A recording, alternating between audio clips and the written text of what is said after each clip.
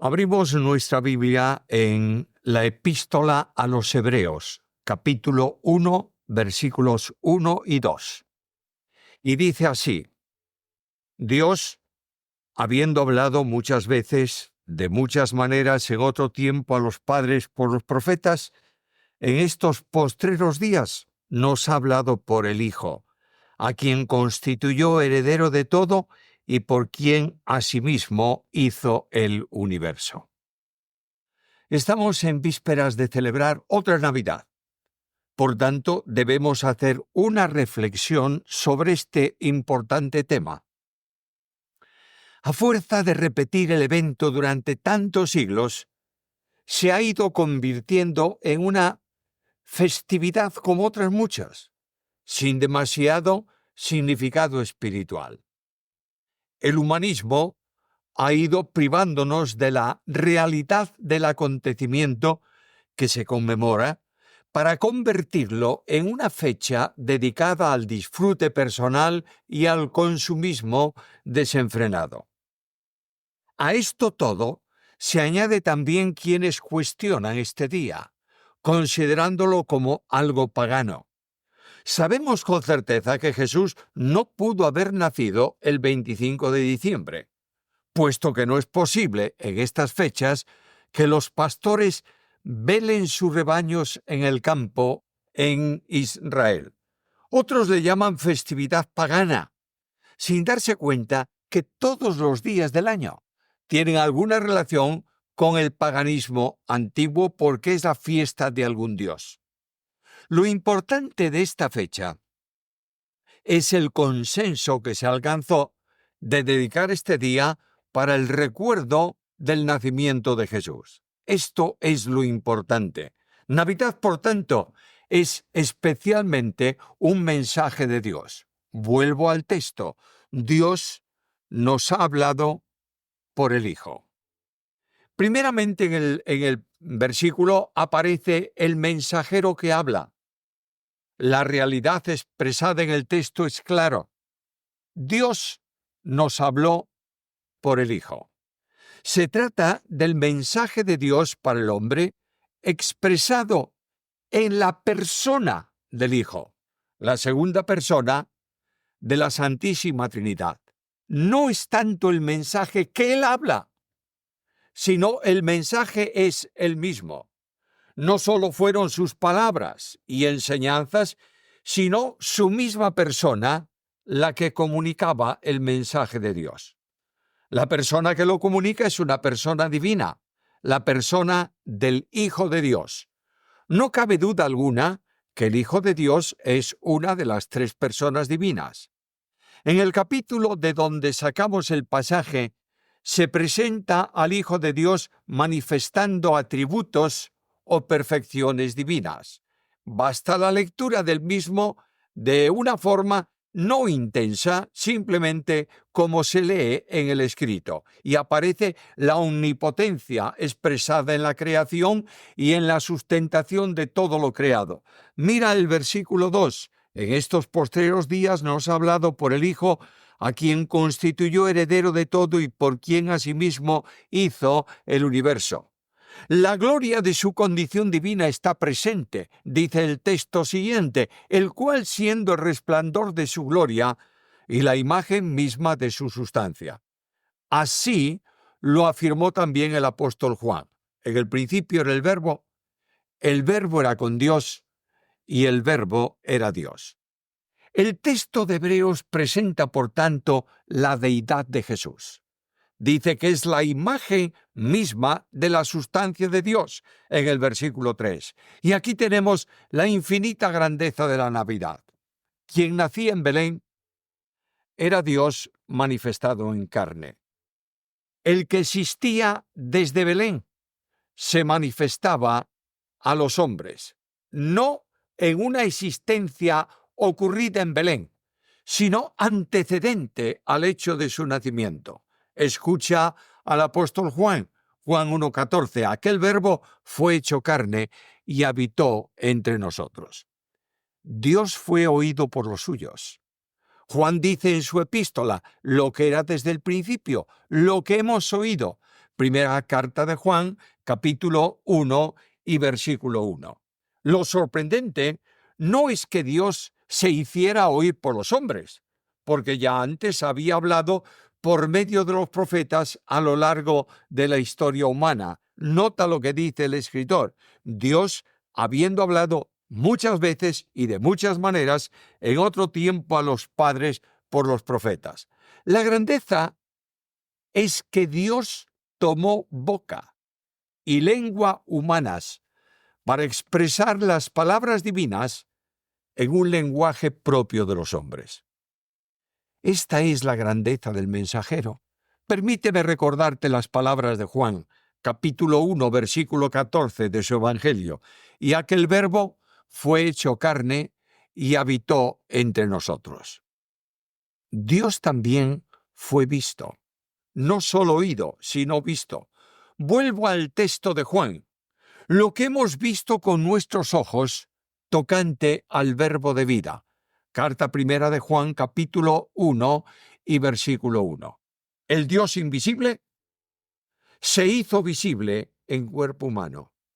El proceso de la humanidad de Cristo es semejante en todo al nuestro, pero sin pecado. Por eso cuando voy a la Biblia, descubro que fue concebido como un hombre, gestado, alumbrado, envuelto en pañales, sustentado en brazos y amamantado por una madre humana. Fue un hombre en todo el amplio sentido de la palabra. Jesús es el Verbo de Dios encarnado. Es Dios hombre, Emmanuel, Dios con nosotros. No te equivoques en esto. No es una naturaleza humana creada en la cual Dios se mete. Es Dios mismo que se hace hombre.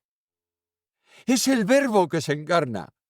No es un proceso de dominación divina de una naturaleza humana, sino de la incorporación de la humanidad a la persona admirable del Verbo eterno de Dios. Dice Juan que también fue palpado por manos humanas y fue admirado. Así lo dice, lo que hemos contemplado y palparon nuestras manos. Carta primera de Juan, capítulo 1, versículo 1. El alma extasiada llegó a dimensionar la grandeza de Dios. ¡Qué admirable! Jesús es Dios manifestado en carne. El mundo atónito ve al Dios de la gloria entre los hombres y vimos su gloria como del unigénito del Padre lleno de gracia y de verdad. En segundo lugar está el mensaje que proclama, que es un mensaje de amor. Jesús es la manifestación del amor del Padre. Dice el apóstol Pablo en Gálatas 4:4 que cuando vino el cumplimiento del tiempo, Dios, el Padre, envió a su Hijo, nacido de mujer, nacido bajo la ley, para que redimiese a los que estábamos bajo la ley, a fin de que recibiésemos la adopción de hijos. En su humanidad se manifiesta también el amor del Hijo eterno, en un descenso por amor al encuentro del hombre. Y el apóstol Pablo en 2 Corintios 8:9 dice: ya conocéis la gracia de nuestro Señor Jesucristo, que por amor de vosotros se hizo pobre siendo rico, para que vosotros con su pobreza fueseis enriquecidos.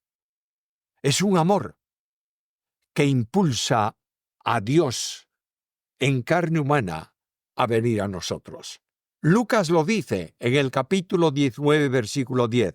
El Hijo del Hombre vino para buscar y salvar lo que se había perdido. Por tanto, Cristo es en esencia un mensaje o el mensaje de Navidad. Quien nace en Belén es el siervo de Dios. Y la grandeza de esa condición nos asombra. La leemos en muchos pasajes de la Biblia. Por ejemplo, en Filipenses capítulo 2, versículos 6 al 8, donde Pablo dice: el cual, siendo en forma de Dios, no estimó el ser igual a Dios como cosa que aferrarse, sino que se despojó a sí mismo, tomando forma de siervo hecho semejante a los hombres. Dios viene como hombre al encuentro del hombre. El siervo viene para cumplir el programa divino y rinde cuentas de ese servicio. En Juan 17:4 leemos las palabras de su oración al Padre. Padre, he acabado la obra que me diste que hiciese. El vehículo para servir, el vehículo para ese servicio era su humanidad. Por tanto, Navidad proclama este mensaje. He aquí mi siervo. ¿Qué es eso? Es un mensaje de gracia. Se hace hombre para mostrar la gracia de Dios. Juan lo dice, que cuando el Verbo se hizo carne y habitó entre nosotros, vimos su gloria, como del unigénito del Padre, lleno de gracia.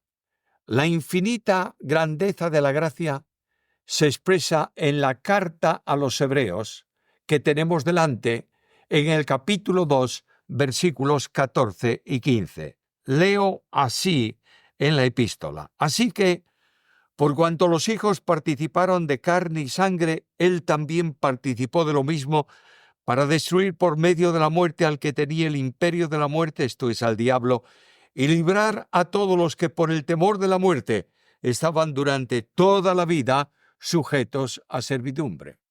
Cristo nació para morir por nosotros. Nació para hacer posible el perdón de nuestros pecados. ¡Qué impresionante dimensión la de Navidad! La gracia salva y perdona porque Cristo ocupó nuestro lugar. Así lo entendía también Pablo.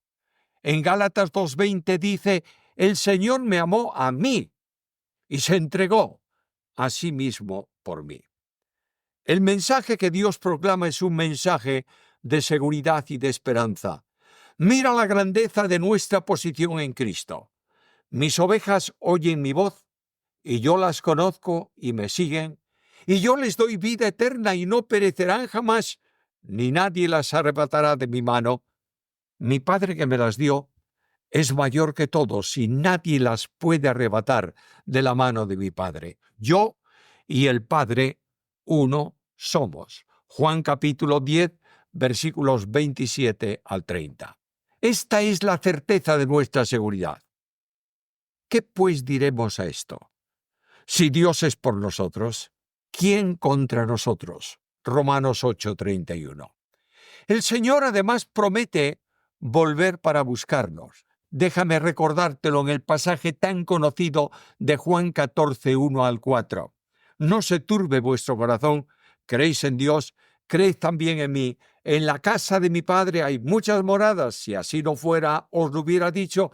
Voy pues a preparar lugar para vosotros, y si me fuese y preparase lugar, vendré otra vez y os tomaré a mí mismo, para que donde yo estoy, vosotros estéis conmigo. En segundo lugar, está la responsabilidad que el creyente alcanza frente a este texto. El creyente identificado con el Señor, ya que la vida cristiana no es otra cosa más que vivir a Cristo. Para mí, el vivir es Cristo. Este es nuestro desafío. Haya en vosotros el sentir que hubo también en Cristo Jesús. De manera que si Cristo es el mensaje viviente de Dios, el creyente es un mensaje vivo de Dios al mundo. El Evangelio debe expresarse en hechos y no solo en palabras, de manera que nosotros somos esencialmente mensajeros de amor, amando al mundo y acudiendo a él con un mensaje de libertad en Cristo, amando a los hermanos, como Juan escribe en la carta primera, capítulo 3, versículo 16. Somos, además, mensajeros de humildad. La demanda del Señor para cada uno de nosotros es esta. Aprended de mí, que soy manso y humilde de corazón. Mateo 11, 29. La humildad es propia de quien ha entendido el mensaje de Navidad. De ahí la exhortación de la palabra. Digo pues por la gracia que me es dada a cada cual que está entre vosotros, que no tenga más alto concepto de sí que el que debe tener. Romanos capítulo 12, 3. versículo 3. El mayor honor es ser considerado siervo de Dios. Así lo entendía Pablo y lo expresa en carta 1 Corintios 4:1. Dios nos llama a servirle y a servir a los demás. Mensajeros de gracia, cada uno de nosotros, comunicando un mensaje de amor real al mundo que no ama, buscando todo el bien ajeno y no el propio, como Pablo enseña en la carta a los Corintios, primera carta, capítulo 10, versículo 24, teniendo capacidad para soportar y perdonar si alguno tiene queja de otro, de la manera que hemos sido perdonados nosotros también por Dios en Cristo. Somos también mensajeros de seguridad y de esperanza. Nuestra esperanza es Cristo mismo y estamos seguros de la salvación, que nunca puede perderse. Gozosos en la salvación que nos fue dada por gracia, sin mérito alguno por nuestra parte. Creyentes que experimentan la verdadera libertad ante un mundo, o, si lo prefieres mejor, en un mundo esclavizado. Cristianos que viven santamente porque están esperando en cada momento el regreso del Señor. Este es el mensaje de Navidad. Luces y regalos en estos días, sobre todo muchos regalos. Preguntémonos ahora si estamos ofreciendo nuestra vida al que la dio por nosotros, si estamos regalando caridad bondadosa, magnanimidad de corazón, la mano extendida de la tolerancia, todos esos brillantes dones que constituyen la paz en la tierra y la buena voluntad para con los hombres. Que Dios añada su bendición en este día.